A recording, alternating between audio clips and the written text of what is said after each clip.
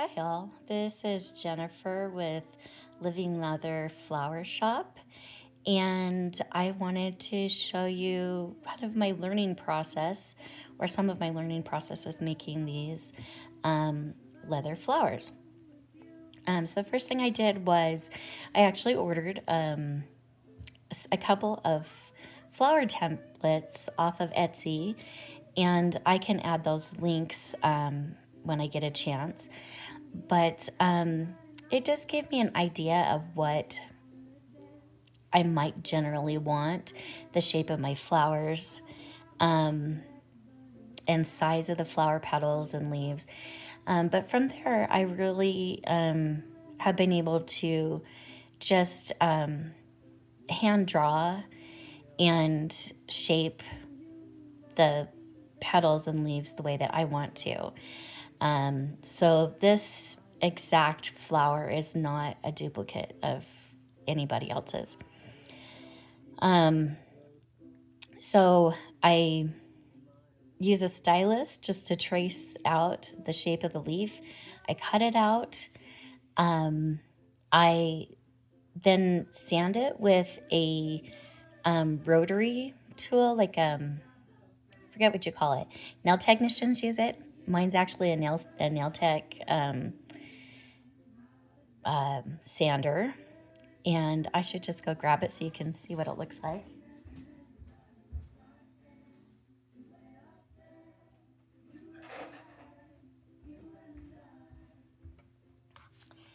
So it's anything like this where I have a rotating bit here that has sand on it. You can see this one's been well used. I also have one that I use to trim my dog's nails, and that works great as well. But the reason I chose to do that rather than a skiving tool is that as a new leather worker, I was struggling with getting the skiving even. Also, I've got some larger pieces that were about twice as thick as I wanted. And it just seemed faster and easier for me to just grab out that sander. I do wear a face mask when I'm sanding the leather so that I don't inhale the leather dust. And I would recommend that you do the same. So I trace them, cut them out, sand them to the thickness that I want. I do find it's nice to leave the edges a little bit thinner than the center, especially on the petals for when it comes to shaping. And then I use just a, what do you call it? Oh my goodness, you guys, I feel so unprepared.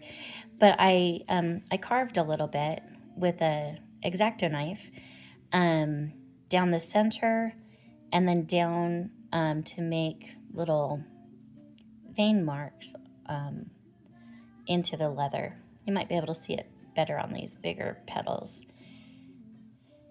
I actually used my sanding tool, the edge of it, while it was rotating to kind of create some texture. And I've got a video I'll post showing how I did that.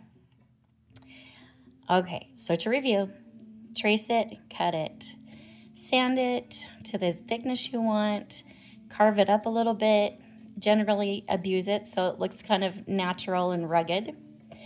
And then I coated it with Resolene.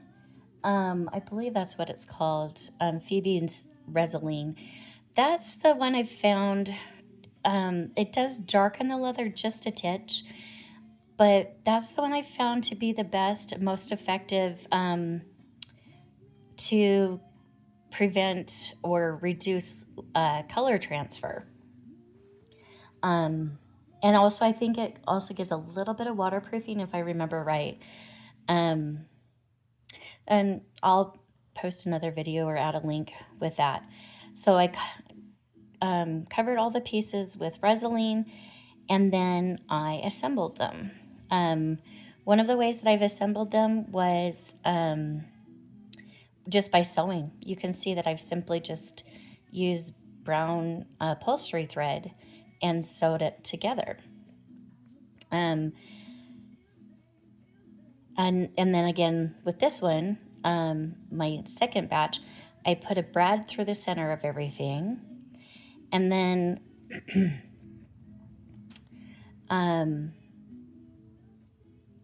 let's see. One thing I did want to mention was once I Resolene these strips, which these strips I just cut out by hand with a good pair of, I actually just have an old pair of sewing scissors that I don't care if, I actually don't use them for fabric anymore. And they've been great to cut the leather. And then I roughed up the outside of this top side with the sanding bit that I have. And that gave it a little bit more texture, character. And then what I do is once it's covered with Resolene, I let it dry. Actually, once I do, I cover it with Resolene. And then you can take anything, really, like a pencil or whatever you want. And so once it was covered with Resolene and still wet, I wrapped it around whatever I wanted to wrap it around, a pencil or whatever. And then kind of set it down so that the weight of the tool would hold it. And that's kind of finicky. So I've also found that I use like a sewing clasp. Trying to remember what else they're called.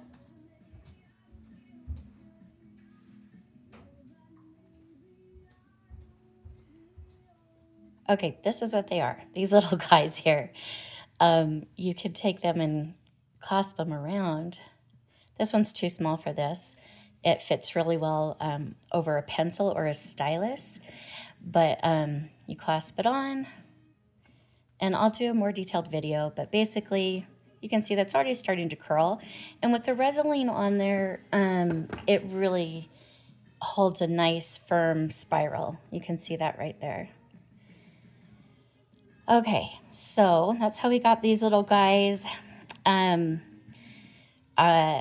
So the next thing I did once I got this far was to take a soldering iron and set some really cool tweezers. Let me go grab these tweezers.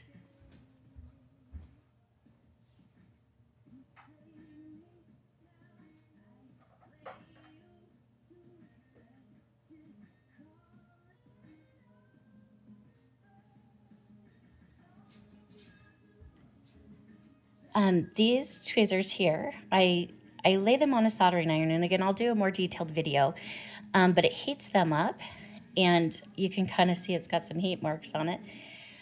So I set just this portion on the soldering iron, and then let it sit for about 10 seconds. I test it on a wet rag, and if it sizzles, I know it's hot enough. If it starts to scorch the fabric on the test rag, I know that it's too hot. But then I take this and I pull it, and you can kind of even do it dry and still, or cool, and still get some results. But I pull the petal and I twist it, and the heat, so then I hold it in place while it cools, and the heat lets it kind of warp and set. And you can see already, I mean, the leather just, when you have it the right thickness, which I don't know if you can see that, it's kind of about, I don't know how thick that is, but when you have it the right thickness, you're able to kind of play with it, and it wants to do what you want it to do. You can stretch it and pull it and twist it. And then the leaf, you can take it and slide this up. And this tweezer is advertised on Amazon for squeezing your tear ducts. It's I'll have to see if I can find a link for it. So many things to do. I'm just getting started with learning how to put together presentation videos, so I appreciate your patience.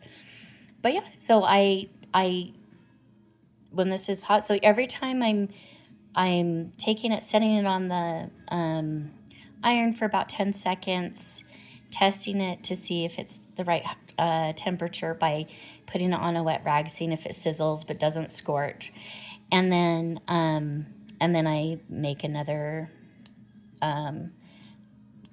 bend a little bit more, and then hold it and wait for it to set. So you can see with this one, I've got some nice curves and texture on the petals and the leaves. I've twisted them and turned them. Oh, also, I wanted to tell you this center one, these little guys, I just pulled up and I put a dab of leather glue right there, just a little bit. I pulled it all together, and I actually used one of these little clasps. Oh, now it's not going to work for me, but it worked last night.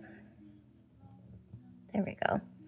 So I just used one of these leather clasps to hold it together, or excuse me, a sewing clasp to hold it together while the leather glue dried. Okay, so that's how we got the center. On the leaves, I used a little leather punch and punched a couple holes here and in each of the leaves so that I could attach more leaves. And I was able to attach this leaf right here that's kind of extra and sticking out, giving it a little bit more dimension. That's just sewn on and attached through those holes. Just makes sewing a little bit easier to have those pre-made holes. Same with the little twists, the leather twists. I call them tendrils. These are just punched at the top. I just take a sharp awl and punch a hole, and then I'm able to stitch using those holes and kind of stitch through. Let's see. So that is these guys. I also use those holes to tether. I tether some string, and this is embroidery, upholstery thread. It's nylon upholstery thread. So I tethered the upholstery thread here. I brought it down to the length that I wanted it. I punched some holes through the leather leaf with an awl, and then I kind of knotted it off at the back. And then I was able to use a knotting technique from macrame to do a spiral twist, knotting all the way up the string back to the top, and then tying it off back here. Same thing with this leaf. So that gives them a little bit of movement, a little bit of texture. I actually like how this one lays a little bit better. I brought the string up and over the top on that one. So I mean, you can just really see it's trial and error. I'm just figuring it out as we go. And also I'm realizing that I need to come back in on that little tendril, and I need to tether them down a little bit better. There you see a hole that I've made through there. So I just simply need to come in and add a few more stitches so that this little guy's not quite so floppy. Once I had that part done, and I'll do another video for this. This is a mystery braid. There's tons of videos out there on how to make these, but I could do another one as well. So I do a mystery braid for the strap. I, attached it with brads, and there I've got my little clasp. Now, the first time I did this flower, I sewed the strap on, and I found that it didn't hang quite right. It didn't hang how I wanted from my bag, and it's the purse charm for leather bags. So this time with this batch of flowers, I made a little loop out of some leather, so you can kind of see a casing, I guess is a good word for it. I punched holes in it, and then I have my strap running through there, also tethering it up into the flower so that the flower doesn't pull and flop away. And I found that allows for this strap to come up into this position like that. It also serves to cover up some of the strings that are running around. This particular bag charm is designed to lay flat against the bag and not really move around much. So the bag doesn't have to be perfect, but I want it to look nice enough that the customer's not going to be like, what the heck? So hopefully I've done a nice enough job. Anyways, so that's a little bit more information. As I'm making these, I am, and people have asked me to do tutorial videos. I've thought, oh my gosh, there's like 100 different steps that I do. Where do I start? And how do I walk somebody through making this? So that's a brief overview. And when I get around to it, I will do more detailed walkthrough on it. But I'm having a lot of fun. And my ladies that I'm making them for, ladies and gentlemen that I'm making them for, are just loving them. So thanks for watching. Again, this is Jennifer with Living Leather Flower Shop. Catch you later.